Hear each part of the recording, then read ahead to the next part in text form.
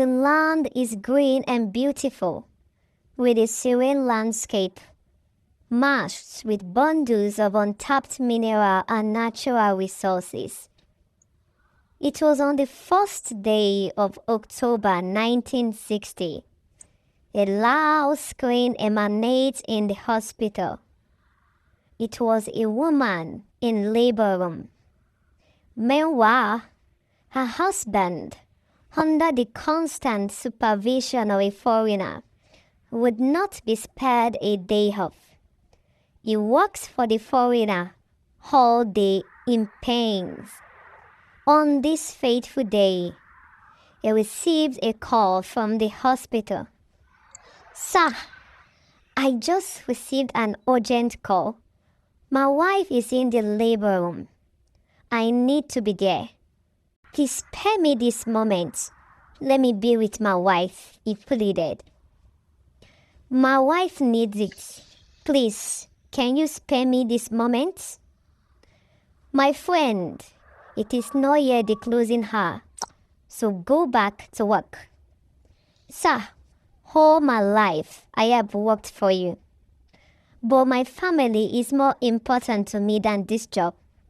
In fact, from this moment, I quit, and I am independent of your rule," so he said.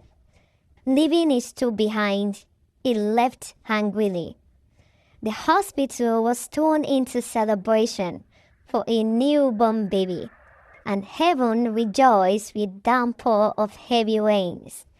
A week later, friends and families gathered for the naming of the child. The pastor raises the child up and blesses the child. "This baby shall be strong. He shall be a source of strength for the family. Among his equals he shall be feared and respected. He shall be a strong force to reckon with. He shall be the king of the greatest.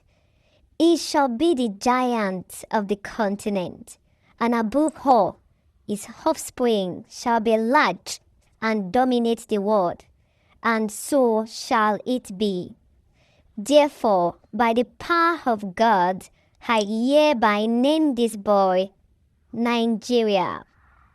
The boy grew up to be so loved by his parents, who could do anything for him, even if it involves taking their lives for him. They took up difficult jobs just to cater for their son. They defend their son from attack, ensuring he lacks nothing. Years later, the boy in Nigeria grew up to become a man, so strong, bold, and fearless. He was respected by many. He goes to war and defeats the strongest. He was regarded as the giant of the continent and the king of the greatest. Then suddenly, tragedy struck. A group of armed men stormed the house, just like a military coup, to eliminate their rivals. His parents had hid him already, while the armed men broke into the house, demanding for him. "We would rather die than to give you our son," says his parents. What love could be greater than this?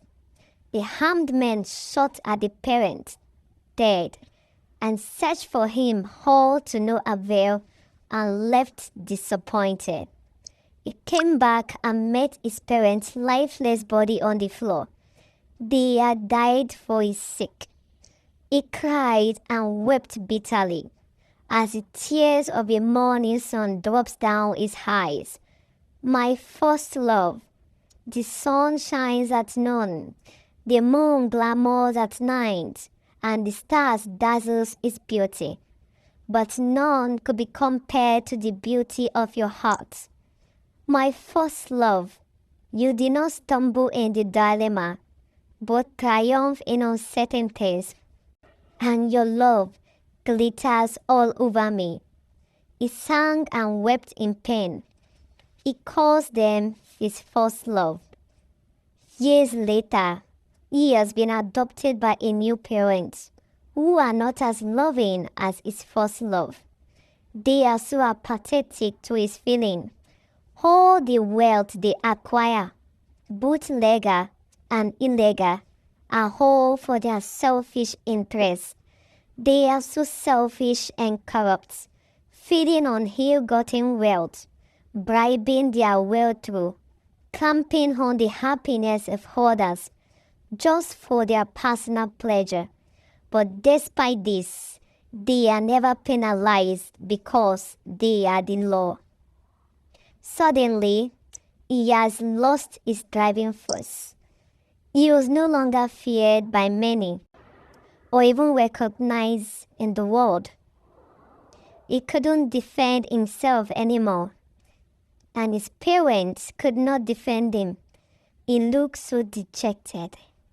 One fateful day, he was attacked by some terrorists who beat him off and left him unconscious on the floor. Several passers-by passed through without lending a helping hand. Among them was a cleric, but none could lend a helping hand.